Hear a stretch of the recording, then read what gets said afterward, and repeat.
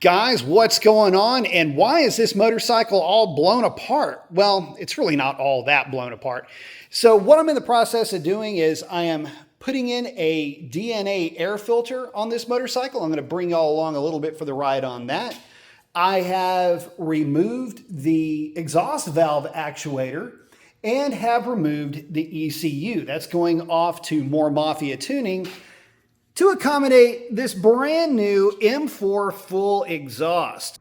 On the pretty side, look at that. I mean, it is all stainless, went with the stainless system. Big shout out to, again, Stub Cycles for the hookup on the price on this. Guys, if y'all need any parts or service for your motorcycle, please give Tommy a shout over at Stub Cycles. They will get you hooked up. They're the ones that handled this installation for me and did an amazing job. But check this out, M4 exhaust fitting in there nice and snug like a glove.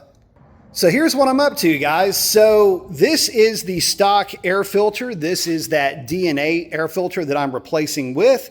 And yeah, the stock filter, it's kind of small by comparison, really. The DNA filter quite a bit bigger. You can see this thing, even with only about 1,400 miles on it, it's already getting a little bit dirty. So yeah, well, it's time to replace it with the high flow unit to go along with that full M4. Now, if you're gonna tackle this and you've got one of these bikes, this is a bit of an improvised tool. And I'm gonna show you where this goes here in just a second. You use a regular Phillips head to remove the screws that are all along the airbox.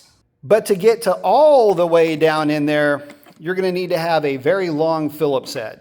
Regular Phillips head isn't going to cut it.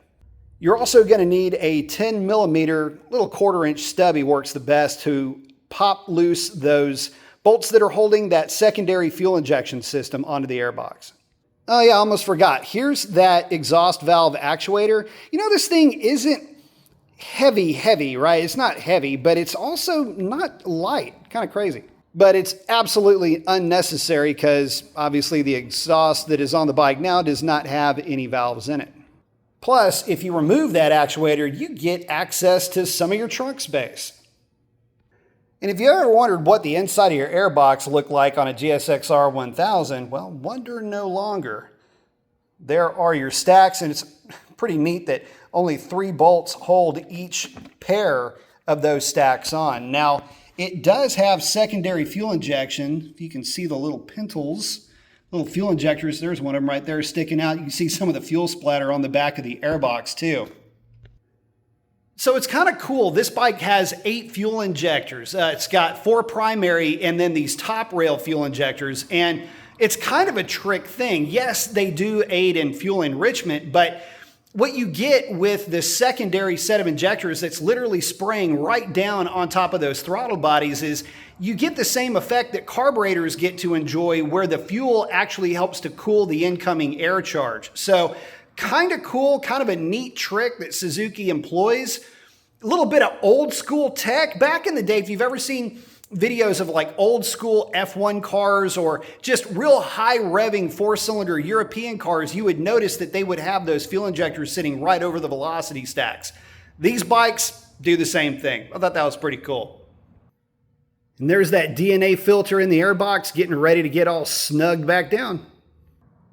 So guys, that's pretty much it for this video. I'm going to start buttoning this thing back up. I've got to get the ECU shipped out to more Mafia, to get more better, to go ahead and accommodate this M4. I have had a chance to ride the bike very briefly, and it sounds amazing with this new exhaust. The guys over at M4 just absolutely nailed it with the look and the sound, and of course the performance is soon to come with that reflash. Guys, I got to tell you, it's not loud. It just sounds deep, and it's not, well, when I say it's not loud, it does have some volume to it, but it's not raspy. It's not painful to hear. It just sounds really good. Anyway, guys, I got to get back to work. Post up your comments. Let me know what you think about how this bike is coming along. Hope to see you on the next one, guys. See you later.